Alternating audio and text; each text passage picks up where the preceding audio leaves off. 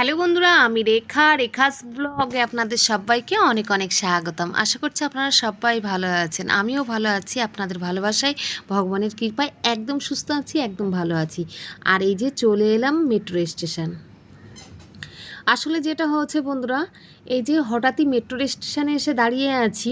আসলে আমার শাশুড়ি মা হঠাৎই অসুস্থ হয়ে পড়েছেন, আর শ্বশুরমশাই বারবার ফোন করছেন এই জন্যই।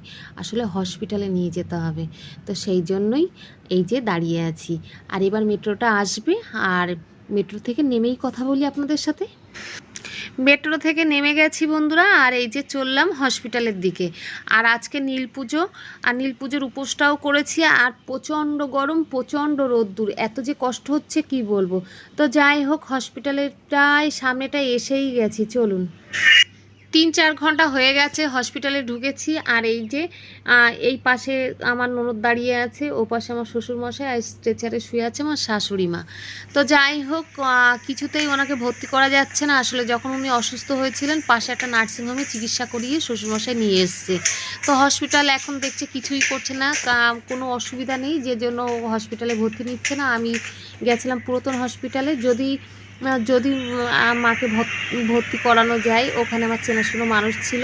তো যাই হোক, সেটা হলো না। আবার ফিরে এলাম, ডাক্তার লেখেই নি, তা কীভাবে ভর্তি হবে। এবার বাড়িতে নিয়ে যাব, চলুন। এবার চলে এলাম এই যে মাঠে।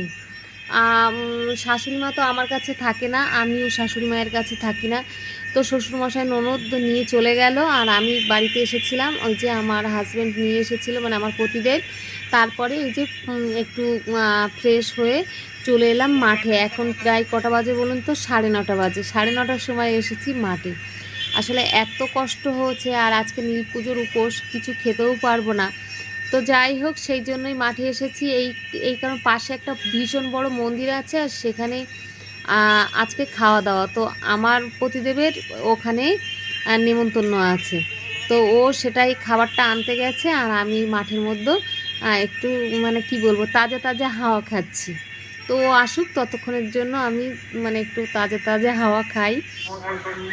তারপরে ওই যে আমার বাঁ হাতে দেখেছেন ব্যাগটা, এই ব্যাগে করে প্রসাদটা নিয়ে এসে চলে এলাম এই যে বাজারে। যখনই আমরা বাড়ি যাই না, তো বাড়ি আমরা যাওয়ার আগে ঠিক করি যে এই বাজারটায় আসবো। আর এখানে মানে আসার একটাই কারণ, চারদিকে পুকুর আর ফাঁকা জায়গা, প্রচণ্ড ঠান্ডা লাগে, আর হাওয়া মানে গরমটা কম লাগে, ঠান্ডা লাগে বলবো না, কিন্তু প্রচণ্ড হাওয়া লাগে। আর একটা ঠান্ডা মানে আবহাওয়া, মানে খুব ভালো লাগে, যে জন্য এখানে চলে এলাম। আর এখানকার পরিবেশটা খুব সুন্দর লাগে এই কারণে, মানে প্রচুর মানুষ এখানেই আমাদের মতনই আসে।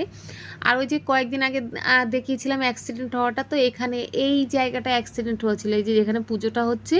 তো এখানে নাকি একটু উৎপাত হচ্ছে, মানে ভুতুড়ে উৎপাত। তো যাই হোক, সেই জন্যই এই বামুন ঠাকুর নিয়ে এসে পুজো করানো হচ্ছে, যজ্ঞ করানো হচ্ছে তার আত্মার শান্তি কামনার জন্য।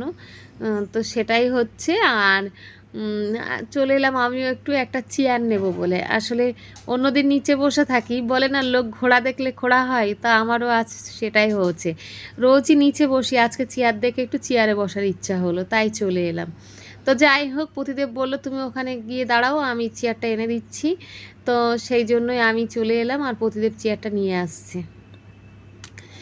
আর এই যে অর্গসোনা কি করছে দেখুন, এই যে খাবারটা বাইকে ঝুলিয়ে দিয়েছি। আর অর্গসোনা এখানে এসে, এই যে পাশে একটা দাদা আছে, সে বলল ভাই আমাকে একটু নেট দেবে, তো সেটাই করছে, মানে বন্ধুত্ব হয়ে গেল। আর আমি বসলাম ঠিক জলের ধারে। এই ধারটা না ঠাকুরের বিসর্জন হয়, ঠাকুর মানে রোজই কোনো না কোনো ঠাকুর আসে এখানে, বিসর্জন হয়, মানে যখন বেশি দুর্গা পুজো, অন্নপূর্ণা পুজো, মানে কোনো পুজো হলে ঠাকুর এখানে বিসর্জন হয়। যাই হোক, এই চেয়ারটায় বসেছি, আর বেশ ঠান্ডা ঠান্ডা হাওয়া, জলের হাওয়া, জলের দিকে বসেছি। আর তারপরে দেখছি পাশে এই যে যে প্লাস্টিকের বোতল এগুলো হয়, ধরিয়ে দিয়েছে। তো আলোর মধ্যে খুব বেশ ভালো লাগছিল। আমি ভাবলাম একটু ক্যামেরার মধ্যে ক্যাপচার করে নিই। আমার না ভিডিওটা নীল পুজোর ভিডিও এটা, কিন্তু ওই যে সময় হয়ে ওঠে না। আর এখন না সেইভাবে আগে যে ভালোবেসে ভিডিও করতাম, এখন ঠিক ভালোবাসাটা আসে না, সব জায়গায় হেরে যায়, হারা মানুষের ভালোবাসা আসে না। যাই হোক, যাই হোক, এক কাপ চা পেয়ে গেছি। আর আমার মেজদি ভাই বলে নীল পুজোর উপোস থাকলে নাকি আগুনের কোনো জিনিস খেতে নেই, আসলে যেটা আগুনে রান্না করা হয়। যাই হোক, চাটাও তো সেই আগুনেই হয়েছে, কিন্তু পাচ্ছি না, এতটাই মাথা ব্যথা করছে, একটা চা নিয়েই নিলাম। তারপরে চলে এলাম বাড়িতে, আর অর্কসোনা আসার সময় নিয়ে নিল এই যে একটা আইসক্রিম বলবো কি কি বলবো জানি না, কর্ণাটক বলে, যাই হোক সেটাই নিল। আর আমি চলে এলাম এই যে কি কি দিয়েছে সেটা দেখাচ্ছি। এই যে আলুর দম দিয়েছে, আলুর দম আর খিচুড়ি দিয়েছে। তো সেটাই ওই প্রতিদেব নিয়ে এলো। আর প্রথমে না মন্দিরে গেছিলাম, তখন ভিডিওটা করা হয়নি।